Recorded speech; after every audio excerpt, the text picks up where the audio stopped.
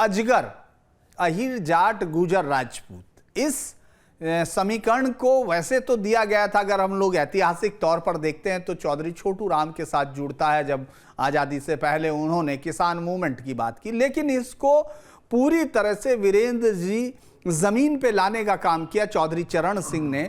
और उस वक्त अजगर के सहारे, जिसमें मुस्लिम और जुड़ा, उन्होंने एक बड़ी अपने आप को फॉर्मिडेबल फोर्स बना के वेस्टर्न यूपी में नहीं, सिर्फ वेस्टर्न यूपी नहीं, पूरे देश में और ख़ास तौर से यूपी में अपने आप को मुख्यमंत्री पद तक पहुंचाया। उसके बाद वो प्रधानमंत्री भी बने। यानी इतनी ताकत उन्होंने एक फॉर्मूले के साथ, हालांकि बाकी किसान पार्टी जातियां भी उसमें जुड़ी, लेकिन यही फार्मूला मेन रखा।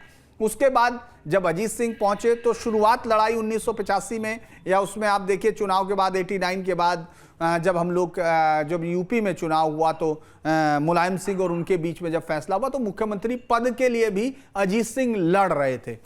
लेकिन आज के वक्त 2 लोकसभा सीट पर आरएलडी सिमट के रह गई।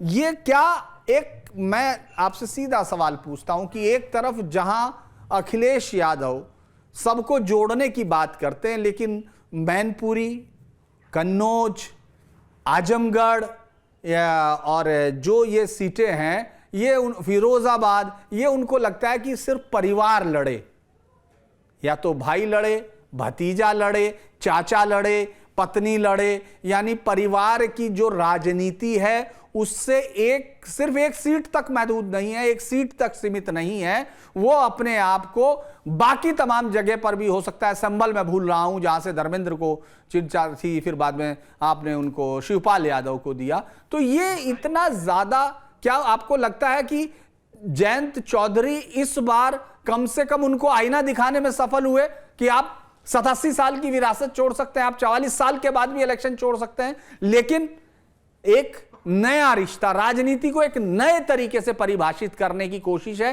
मंत्री बनाया है उन्होंने अनिल को, पुरकाजी से है, जो अनिल दलित समुदाय से आते हैं। शुरुआत उन्होंने बसपा से की, जीते वहां से, लेकिन बाद में पिछले चुनाव में वो यहां तक चले आए, आरएलडी से जीते।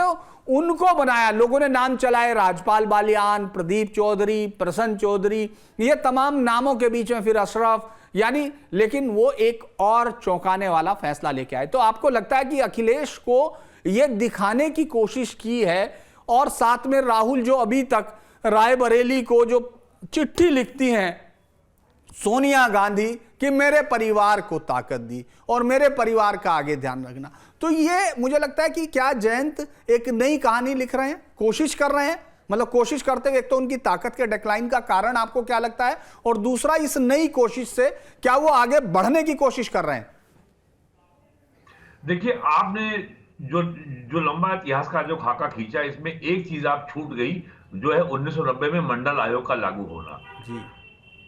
मंडल आयोग के लागू होने के पहले 1967 में कांग्रेस से बाहर आने के बाद चौधरी चरण सिंह ने सारी किसान जातियों को संगठित किया था कृषि के मुद्दे पर, और उसमें सभी किसान जातियां थीं, उसमें कोई जाति भेद नहीं था।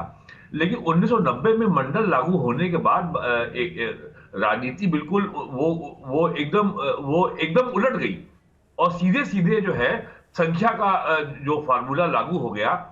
और उत्तर प्रदेश में जो गैर कांग्रेस जो राजनीतिक समीकरण था, वो उसके दो अंग थे, एक चौधरी चरण सिंह और दूसरा भारतीय जनता पार्टी। तो मंडल लागू होने के बाद जाट एकदम से राजनीति में हाशिए पर आ गए। आपको याद होगा 1989 में जब असेंबली का चुनाव था और पहली जनता सरकार बनी उत्तर प्रदेश में, तब मुख्यमंत्री पद के लिए 2 ही लोगों में रस्साकशी हुई थी, मुलायम सिंह यादव और चौधरी अजीत सिंह के बीच में, और उसी के 1 साल बाद मंडल लागू हो गया। तो मंडल के लागू होने से गैर कांग्रेस गैर बीजेपी राजनीति में बहुत फंडामेंटल चेंज आ गया, सामाजिक समीकरण में बहुत बड़ा चेंज आ गया। समाजवादी पार्टी के एक अध्यक्ष थे प्रदेश के रामचंद्र दास, वो गुजर थे, सहारनपुर के, आप जानते हैं। वो बताते थे कि 1977 में या 80 में जब जनता पार्टी की सरकार थी, तो मुलायम सिंह यादव उनके सामने खड़े होने की हिम्मत नहीं करते थे, लेकिन मंडल लागू होने के बाद वही रामचंद्र दास की जो हैसियत थी समाजवादी पार्टी में, बहुत ही छोटे नेता की रह गई थी, और वो चूंकि बुजुर्ग थे तो उनको लंबे समय तक मुलायम सिंह यादव ने पार्टी का स्टेट का अध्यक्ष बना के रखा। तो सारी जातियां जो बहुत जो जो जो सामाजिक और आर्थिक स्तर पे मजबूत थी, जाट या गुजर, लेकिन संख्या बल पे ये बहुत पीछे थी यादव, कुर्मी और लोध के। और दूसरी बात, यादव, कुर्मी, लोध का जो स्प्रेड है यूपी में वो काफी व्यापक है। अगर यादव बुलंदशहर में है या अलीगढ़ में है, एटा में है, इटावा में है, तो यादवों की बड़ी संख्या एकदम धुर पूरब में, गाजीपुर में, बलिया में, आजमगढ़ में, मऊ में, इवन लखनऊ में भी है। तो ये जो संख्या बल पे जो हार हुई जाट समाज की, वो आज तक उससे रिकवर नहीं कर पाए। और यही कारण है कि ये पार्टी जो चौधरी चरण सिंह ने जो एक पॉलिटिकल मूवमेंट शुरू किया था, वो आज 2 जिलों में सिमट के रह गया। हालांकि एक बार जयंत चौधरी मथुरा से भी सांसद रह चुके हैं लोकसभा सीट से। तो ये स्थिति है। और जहां तक वर्तमान समीकरण की बात है, आरएलडी का पास अपना मुस्लिम वोट बैंक है, उसको अपना मुस्लिम वोट मिलता है, तो समाजवादी पार्टी उसके लिए कोई वोट ऐड नहीं करती जो उसका कोर एरिया है, मेरठ, बागपत, मुजफ्फरनगर, शामली, सहारनपुर या अमरोहा। समाजवादी चूंकि वहां यादव वोट नहीं है, उसको हो सकता है कि कुछ मुस्लिम वोट मिल जाता हो समाजवादी पार्टी की वजह से। और दूसरी बात, जो 6 या 9 विधायक आरएलडी के इस समय यूपी विधानसभा में हैं, इसमें 3 तो समाजवादी पार्टी के हैं जो आरएलडी के सिंबल पे लड़े हैं। तो ये सारी चीजें कहीं ना कहीं जो है इनके सामने रही होंगी जयंत चौधरी के, जो उन्होंने अपना जो ये नया निर्णय लिया। अब जो वो बीजेपी में के साथ उनका जो अलायंस हुआ है, उनको समाजवादी पार्टी की तुलना में पेरिफेरल या एडिशनल वोट मिल सकता है उन समाजों का जो अब तक राष्ट्रीय लोकदल को वोट नहीं देते थे। तो ये मुझे लगता है कि ये एक चीज आया है। और इस बात को आज तक खुल के कहा नहीं गया है कि जाट उत्तर प्रदेश की राजनीति में मार्जिनलाइज क्यों हो गए। हरियाणा में तो नहीं हुए, राजस्थान में तो नहीं हुए, यूपी में क्यों हो गए? उसकी सबसे बड़ी वजह है मंडल आयोग। तो मैं अभिषेक, आपको लगता है कि इस पूरी उससे जो वेस्टर्न यूपी में जो पिछली बार 2019 में बीजेपी की सीटों में कमी आ गई थी, जिस तरह से पहले सफाया कर दिया था, आपको लगता है ये गठबंधन वेस्टर्न यूपी में पूरा सफाया कर देगा, ऐसा है? और अखिलेश या राहुल गांधी के तो आपको मालूम ही है कि आपके पूरे इलाके में अब कोई कांग्रेस के कैंडिडेट उनको ढूंढने पड़ेंगे, खोजने पड़ेंगे कि कौन लड़ेगा, क्योंकि टिकट से सिंसियर कैंडिडेट तो मुझे नहीं लगता कि अब उनके पास उस तरफ बचे हुए हैं। इमरान मसूद जरूर बार बार कोशिश कर रहे हैं, जिसके नाम पर सहारनपुर सीट की बात की गई, लेकिन आपको क्या लगता है कि ये जीत का जो गणित होगा ग्राउंड पे जो है, वो बीजेपी को भी इस पूरे क्लीन स्वीप करने की ताकत देगा इस पूरे इलाके में? हाँ सर, बिल्कुल देगा। जो जहाँ तक मुझे लगता है एक विरोध का कारण आरएलडी थी और वो कारण ख़त्म हो गया। आप देखिए कि लोग कह रहे हैं कि पहले भी चौधरी अजीत सिंह समझौता करना चाह रहे थे 2014 में, 2019 में। मेरे जो जानकार बताते हैं कि बीजेपी ही इंटरेस्ट नहीं थी 2014 और 2019 में आरएलडी के साथ समझौता करने के लिए। लेकिन जब विधानसभा चुनाव में पिछले 9 सीटें आईं और मेरठ में 6 में 6-1 का रेशो था भाजपा का, वो 4-3 में तब्दील हो गया। इसी तरीके से सहारनपुर और मुजफ्फरनगर देख लीजिए, 5-1 का रेशो हो गया। तो तब भाजपा नेतृत्व को विचार करा कि संभावित विरोध को टालने के लिए ये बेहतर है कि अगर समझौता हो जाए। और चौधरी जयंत भी जानते थे कि ये मौका सबसे बेहतर है, क्योंकि उनके जितने भी सिपहसालार थे उनको ये डर था, चाहे मैं बड़ौत की बात करूं तो केपी मलिक यहाँ से विधायक हैं, मंत्री हैं, पहले चौधरी अजीत सिंह के साथ थे। योगेश धामा जो बागपत के विधायक हैं वो चौधरी अजीत सिंह के थे, वही टिकट दिया। लेकिन जब टिकट दोबारा नहीं मिला तो वो भाजपा का दामन थाम लिया और काम नहीं हो रहे थे कार्यकर्ताओं को। सरकार में उनकी जो तू थी, वो जो आरएलडी का एक दबदबा रहता था जब सरकारों के साथ मिलकर रहते थे, वो दबदबा कम हो रहा था पिछले 10 साल से। तो अब ऐसा मौका था, ऑफर मिला, चाहे 2 ही सीटें मिली उसमें अब वो चाह रहे हैं कि अपना एक केंद्रीय मंत्रिमंडल में जगह, यूपी मंत्रिमंडल में जगह कार्यकर्ताओं को। लेकिन हाँ, वीरेंद्र जी की एक बात से मैं सहमत नहीं हूं जो इन्होंने कहा कि मुस्लिम वोट बैंक था, पहले था आरएलडी का मुस्लिम वोट बैंक, लेकिन 2013 में मुजफ्फरनगर दंगे के बाद वो मुस्लिम वोट बैंक खिसक गया था। लेकिन समाजवादी पार्टी के साथ गठबंधन होने के बाद जो किसान आंदोलन हुआ पिछली बार, और जिस तरीके से चौधरी अजीत सिंह ने राकेश टिकैत का समर्थन किया, तो मुस्लिमों को यह लगा कि अब चौधरी अजीत सिंह साथ आ गए हैं, और वो विश्वास बहाली मुस्लिमों की दोबारा से अखिलेश की वजह से आरएलडी की तरफ हुई थी। और यही वजह रही कि गुलाम मोहम्मद को आरएलडी के टिकट पर सिवाल खास से टिकट दिया गया। लेकिन जो छपरौली में मैंने मुस्लिमों से भी बात की, मुस्लिम चुप हो गए हैं। उनके इस जाने से जो एक स्ट्रेंथ थी आरएलडी की, Muslim plus Jat vote bank, यही चौधरी अजीत सिंह की, चाहे वो 4 सीटों पे जीते, 5 सीटों पे जीते, वो इसी फार्मूले के तहत सीट। अच्छा, एक बात बताइए अभिषेक, आपको बीच में लेकिन वो मुस्लिम वोट बैंक, सुनील शर्मा जी का क्या है? इनको क्यों, मतलब सुशील शर्मा क्यों लाए हैं? इतना इनका कोई खास वजह लगती है, या सबसे ज्यादा वोटों से जीते थे, उनकी मेरिट बनती थी, उनको इसलिए शामिल किया गया गाजियाबाद से इस मंत्रिमंडल विस्तार में?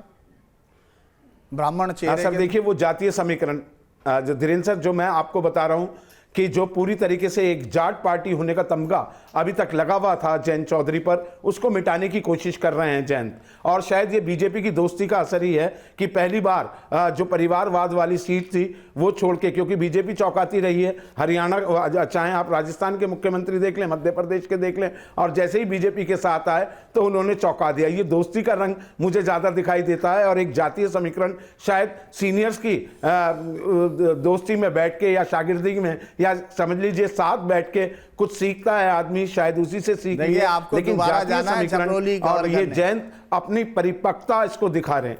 छपरौली वापस जाना है आपको, तो ये याद रखिएगा कि आप जो है बता रहे हैं शागिर्दी में नहीं रहते हैं जी सर, रात में ख्याल आता है, सपना आता है। अच्छा वीरेंद्र जी, एक और सवाल मैं पूछना चाहता हूं कि क्या ये जो मंत्रिमंडल, अभिषेक जी की बात से मैं ऐड कर दूं, जब 13 में दंगा हुआ था तब सोमपाल शास्त्री ने ऑन रिकॉर्ड ये आरोप लगाया था कि राष्ट्रीय लोकदल को कमजोर करने के लिए ही समाजवादी पार्टी ने ये दंगा मुजफ्फरनगर में कराया है। मैं वहां गया भी था, मैंने स्टोरी भी की थी, और ये बात अजीत सिंह ने भी कही थी कि किसान राष्ट्रीय लोकदल का जाट मुस्लिम समीकरण को तोड़ने के लिए ही समाजवादी पार्टी ने दंगा कराया है। और यह भी कहा था बड़ी संख्या में जाट समाज के जो लड़के जो पुलिस की, सेना की या अन्य नौकरियों की तैयारी कर रहे थे, उनके खिलाफ मुकदमे दर्ज कराए गए, उनका कैरियर खराब करने की नीयत से, ताकि उनकी इंटेलिजेंस की रिपोर्ट खराब हो जाए। ये सारी बातें चौधरी अजीत सिंह ने उस दंगे के समय कही थी।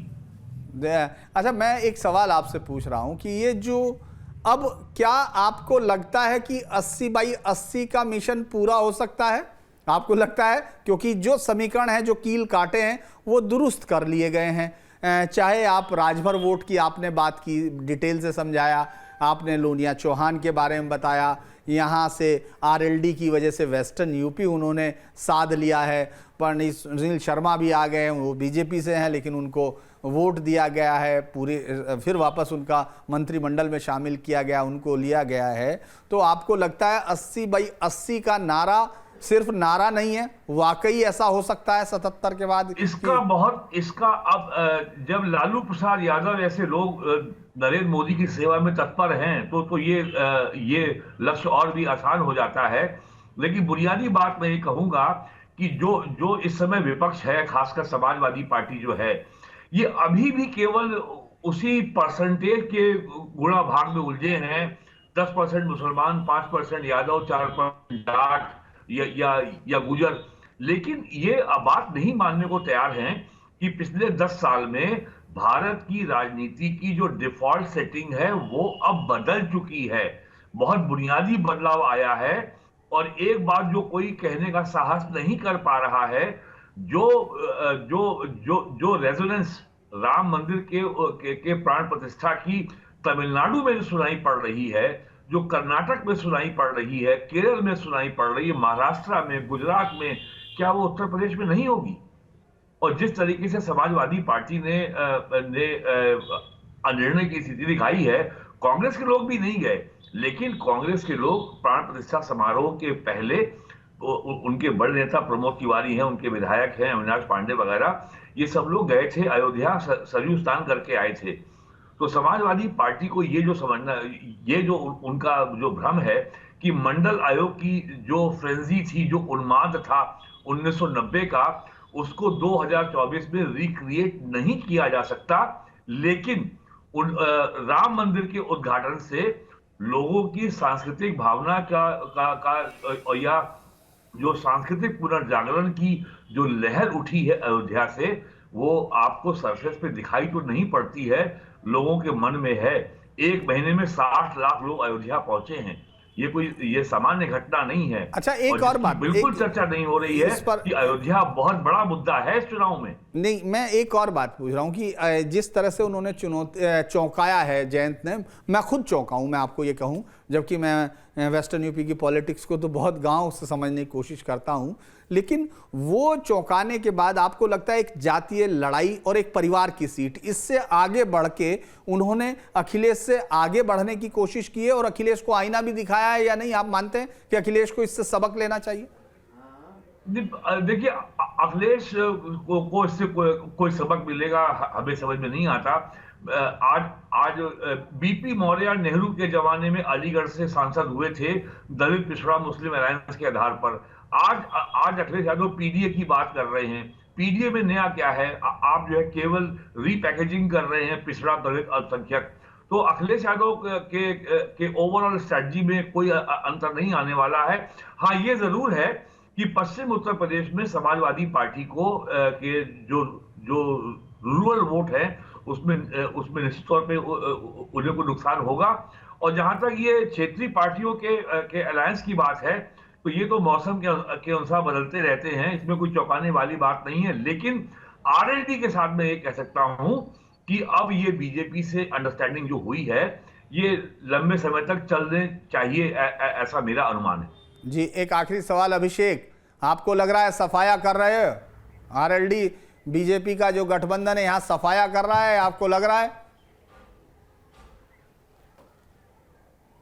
सर देखिए, विरोध तो कोई नहीं रहा। अब अकेले बागपत में अगर बिजनौर की मैं बात करूं, सफाया बिल्कुल कर रहे हैं, क्योंकि देखिए मुस्लिम में ही वोट बैंक है बागपत में, जिसके साथ अजीत सिंह जाट प्लस मुस्लिम मिलके ही सत्यपाल सिंह को चुनौती दे रहे थे। जीत का अंतर कम ज़्यादा की मैं बात नहीं करूंगा, लेकिन अब अगर समाजवादी पार्टी वहाँ खड़ी होती है तो वो क्या कॉम्बिनेशन बनाएंगे मुस्लिम के साथ, क्योंकि जाट अब पूरी तरीके से उनकी मजबूरी हो जाएगी कि अब वो बीजेपी अलायंस को वोट देना, वैसे भी जयंत के कैंडिडेट को वोट देना। जो विरोध था वो खत्म हो चुका, ये सबसे बड़ा विरोध है। और उसकी एक झलकी आप देख चुके हैं धीरेन्द्र सर कि यहाँ से किसान आंदोलन को लेकर कोई आवाज़ ही नहीं उठी है।